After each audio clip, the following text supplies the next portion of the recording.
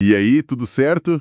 Boas-vindas a mais uma conversa nossa. Vamos lá. Hoje a gente vai mergulhar num assunto que é pura eletricidade na teologia. E super fascinante. E para muita gente até meio polêmico, né? Os dons do Espírito Santo. Sim, Para guiar a gente, pegamos um capítulo do livro Teologia Sistemática de Hodgman Williams, um autor que, olha, não tem medo de ir fundo. de jeito nenhum. A nossa missão aqui é tentar entender o que são esses dons, sabe? De onde eles vêm e, o mais importante, para que servem. Claro, tudo pela visão dele. E o que eu acho mais legal nesse material é que o Williams, ele foge daquela abordagem de, tipo, lista de supermercado teológica. Ele não tá só catalogando coisas, ele trata o assunto como algo vivo, uma experiência real, sabe? Especialmente na tradição pentecostal e carismática. Certo. E o ponto de partida dele já é uma provocação. Ele diz que, assim, não dá para entender os dons só na teoria. A compreensão de verdade, para ele, vem com a participação. Ah, então não adianta só ler o manual, tem que ligar na tomada. Gostei. Exatamente isso. Então vamos começar pelo básico.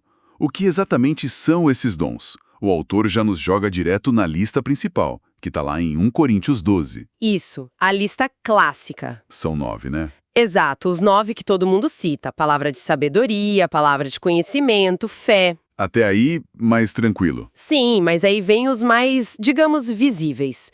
Dons de curar, operação de milagres, profecia. Certo? E por fim, os que sempre geram mais debate. Discernimento de espíritos, variedade de línguas e a interpretação de línguas. E ele faz questão de frisar o termo grego, carismata. Carismata O que significa? significa literalmente dons da graça. Dons da graça. Pô, isso já diz muita coisa. É um presente. Não é um troféu que você conquista por mérito. Exato. Mas o autor faz uma distinção aqui que eu achei, assim, bem específica e que parece ser a chave de tudo para ele. Qual? Ele diz que, apesar de existirem outras listas de dons na Bíblia, essa de 1 Coríntios 12 é a única que é chamada de dons do Espírito Santo. Por que essa ênfase toda? O que é fascinante aí é o rigor dele. Outras listas, tipo a de Romanos 12, falam de dons como servir, ensinar. Coisas mais ministeriais. Exato. E são atribuídas de forma mais geral a Deus Pai. A de Efésios 4 fala de apóstolos, profetas, e são dons que Cristo deu à igreja. Certo. Para o Williams, quando ele isola os charismata de 1 Coríntios 12 como dons do Espírito, ele está dizendo que esses 9 têm uma natureza muito particular. Como assim? São manifestações diretas, pontuais e, na visão dele, explicitamente sobrenaturais do Espírito Santo em ação. Não são cargos, nem talentos. São eventos. É um foco muito preciso. Entendi. Não é só uma questão de semântica, então. É uma definição de categoria. Totalmente. E isso nos leva direto para o contexto. O autor argumenta que a gente só entende essa lista se olhar para quem a recebeu primeiro, a Igreja de Corinto. Ah, sim. E eles não eram exatamente um modelo de perfeição, né? Longe disso. E é aí que o argumento dele ganha muita força. Paulo escreve para eles e diz, olha, a vocês não falta nenhum charisma. Ou seja, eles tinham tudo. Tinham tudo em plena operação. O problema deles não era a falta de poder espiritual, era o excesso de bagunça humana, sabe?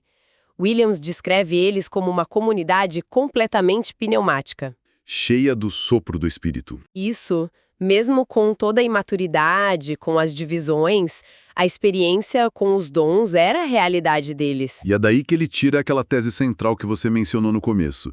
Para entender, tem que participar. Exatamente. Se a gente conecta isso ao quadro geral, a tese dele é uma bomba. Ele sugere que boa parte da teologia que argumenta que os dons cessaram, que não são para hoje. A visão cessacionista. Isso. Ele diz que essa visão nasce de uma falta de experiência. Ele basicamente fala que é muito difícil entender um manual de um aparelho que você acredita que nem funciona mais. Peraí, mas isso não soa um pouco como um argumento circular? Tipo, você só discorda de mim porque não experimentou o que eu experimentei? É uma ótima pergunta. Isso pode fechar a porta para qualquer diálogo crítico, não? É exatamente a tensão que o texto expõe. Mas, do ponto de vista do Williams, não é um argumento para encerrar o debate. É para mudar o ponto de partida dele. Certo. Ele está dizendo que não dá para ser um crítico de arquibancada dos dons. A teologia sobre o Espírito, para ele, precisa ser vivida. Senão, vira uma autópsia de um evento do passado. É, uma provocação direta. E como? Uma provocação a uma tradição teológica inteira. Ele está propondo que a experiência não anula a teologia, mas a informa de um jeito vital. Certo. É um convite para levar a experiência a sério como, sei lá, como fonte de dados teológicos. Ok. Isso. Então, se essa é a premissa, quais são as condições para que esses dons operem? Ele lista algumas, né? A primeira é o que ele chama de domínio de Cristo. Isso é crucial. O texto argumenta que o ponto de partida para qualquer manifestação genuína do Espírito é a confissão: Jesus é Senhor. Ninguém pode dizer isso de coração se não for pelo Espírito. O que isso quer dizer na prática? Que uma comunidade verdadeiramente carismática, na visão dele, não é espírito-cêntrica. Não. Não, ela é cristocêntrica. O foco não é a experiência pela experiência, nem o poder pelo poder. O foco é Jesus. O Espírito age para glorificar a Cristo. Isso é contraintuitivo. A gente imagina que um movimento carismático seria focado nos dons, no Espírito. E ele está dizendo que o foco é outro. O Espírito seria tipo um holofote. Um holofote. É. O propósito do holofote não é chamar a atenção para si mesmo, é iluminar o palco principal, que é Cristo. Se o holofote ofusca a atração principal, ele está sendo mal utilizado. A lógica é a mesma. Faz todo sentido. E ele não para aí. Ele mostra que não é só o Filho e o Espírito. A Trindade inteira está em ação. Como ele conecta o Pai nessa dinâmica? Ele vai direto para o texto de 1 Coríntios 12, versículos 4 a 6. Ali, Paulo faz uma associação muito elegante. Ele diz que há diversidade de dons, mas o Espírito é o mesmo. Ok. Há diversidade de ministérios, mas o Senhor, Jesus, é o mesmo. E há diversidade de operações ou realizações, mas é o mesmo Deus, o Pai, quem opera tudo em todos. Uau! Williams vê aí uma coreografia divina. O Espírito concede o dom, que é exercido num ministério a serviço de Jesus, e o resultado final, a operação, é obra do Pai. A Trindade trabalhando em conjunto. Isso dá uma profundidade enorme. Não são só fogos de artifício aleatórios. É uma obra coordenada. E a terceira condição que ele menciona é a mais visível, a manifestação do Espírito. Sim, é como tudo isso se torna concreto. O texto bíblico diz que a cada um é dada a manifestação do Espírito. Para Williams, é simplesmente o Espírito invisível se tornando visível, audível e tangível. E ele usa uma analogia, né? Ele usa uma analogia perfeita. Imagine a fiação elétrica dentro das paredes de um prédio. Você não vê a corrente passando. Certo. Mas quando você aperta o interruptor e as luzes se acendem, você vê a manifestação daquela energia. Os dons são as luzes. São a prova de que a corrente do Espírito está ali, ativa. Nossa, essa analogia da eletricidade é muito boa. Porque tira um pouco daquela aura de mágica e coloca no campo da evidência, né? A luz não é eletricidade, mas é o que a eletricidade faz. Exato. E nesse ponto o texto faz questão de traçar uma linha bem clara entre esses 9 dons do Espírito e os 9 frutos do Espírito. Ah, sim. Gálatas 5. Isso, amor. Alegria, paz. Por que essa distinção é tão importante? É uma distinção vital e ignorar isso causa muita confusão. Os dons, como o autor explica, são manifestações instantâneas. Eles podem acontecer e frequentemente acontecem através de crentes imaturos. No caso de Corinto, A prova cabal. Tinham todos os dons, mas agiam de forma carnal dividida. O fruto, por outro lado, é o oposto. Ninguém produz paciência ou amor da noite para o dia. é um processo. Exige um processo longo de cultivo, de crescimento, de amadurecimento do caráter. É a diferença entre um evento e um processo. Então uma pessoa pode operar num dom de cura espetacular e, 5 minutos depois, ser grosseira com alguém? Na visão de Williams, absolutamente. O dom não é um selo de maturidade espiritual. O fruto, sim. E por que isso é importante para a comunidade? Porque entender isso protege a comunidade de duas coisas. Primeiro, de colocar pessoas imaturas em pedestais só porque elas têm dons visíveis. Certo. E segundo, de descartar a validade de um dom só porque a pessoa que o manifestou não é perfeita. Isso nos leva a uma questão super prática. Como essa dinâmica funciona? O texto descreve uma parceria entre o divino e o humano que parece, à primeira vista, meio paradoxal. Totalmente. Por um lado, Williams insiste com todas as letras, os dons são fundamentalmente divinos e sobrenaturais. Certo. Ele bate na tecla de que eles não são apenas talentos naturais turbinados. Uma palavra de sabedoria não é só ser muito inteligente. Profecia não é só ter uma boa intuição. Ele se opõe a qualquer tentativa de naturalizar os dons. Sim, de esvaziá-los do seu caráter miraculoso. Ok, então é 100% divino. Mas ao mesmo tempo ele diz que a manifestação acontece através de pessoas. Peraí, se o dom é 100% sobrenatural, como que a minha personalidade, minhas falhas, meu sotaque influenciam a manifestação? Essa é a beleza e o mistério da parceria. O espírito não anula a personalidade humana, ele a utiliza. Como assim? Pense nos apóstolos. O texto menciona Pedro e João como homens iletrados, e o espírito usou a simplicidade e a ousadia deles. E também usou o intelecto gigante de Paulo. Entendi. A manifestação de uma profecia através de Pedro soaria muito diferente de uma através de Paulo. O conteúdo divino é transmitido pelo vaso humano, com todas as suas características. Não é uma possessão onde a pessoa vira um robô. Ela está consciente, participando. Então não é como se a pessoa baixasse um arquivo e só reproduzisse. Ela coopera no processo. Exatamente. E isso me leva a outro ponto que o autor destaca e que eu achei fascinante. Os dons não são possessões permanentes. De jeito nenhum. Não é como ganhar um superpoder que você tem para sempre, né? Não. O texto bíblico diz que o Espírito distribui os dons individualmente a cada um como quer. A palavra-chave é como quer. Certo. Isso significa que ninguém possui o dom de cura ou o dom de profecia. A pessoa pode ser usada com frequência num dom, mas ele é concedido pelo Espírito para uma situação específica, num momento específico. E qual o efeito prático disso numa comunidade? Cara, cria uma atmosfera de total dependência e de expectativa dinâmica.